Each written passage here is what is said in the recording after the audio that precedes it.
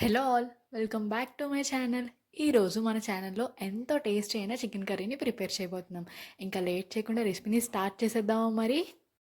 అందుకు ప్యాన్లో ఆయిల్ వేసి హీట్ అయిన తర్వాత 2 లవంగాలు, ఒక దాల్చిన చెక్క, ఒక బిర్యానీ ఆకు, ఒకటి సన్నగా తరుక్కున్న ఉల్లిపాయలు, 3 పచ్చిమిరపకాయలు వేసి బాగా ఫ్రై అవ్వనివ్వాలి.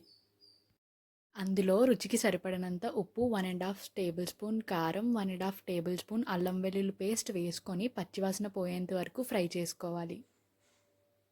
అందులో 3 టమాటాలను పేస్ట్ చేసుకొని 1½ table spoon chicken masala, 1/2 table spoon ధనియాల పొడి, 1/2 టేబుల్ స్పూన్ జీలకర్ర పొడి వేసి ఆయిల్ పైకి తేలేంత వరకు ఉడకనివ్వాలి.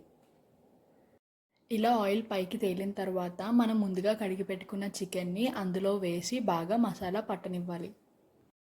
ఇలా చికెన్లో ఉన్న వాటర్ అంతా బయటికి వచ్చి చికెన్ బాగా ఉడికిన తర్వాత మనకి గ్రేవీ ఎంత క్వాంటిటీ అయితే కావాలో దానికి తగినంత వాటర్ వేసి దించేసే ఒక 2 మినిట్స్ ముందు కొత్తిమీర వేస్తే అంతే, ఎంతో టేస్టీ అయిన మన చికెన్ కర్రీ రెడీ అయిపోయినట్టే. ఇలాంటి కుకింగ్ వీడియోస్ ఇంకా చూడాలి అనుకుంటే subscribe to my channel Vizag వంటకాలు.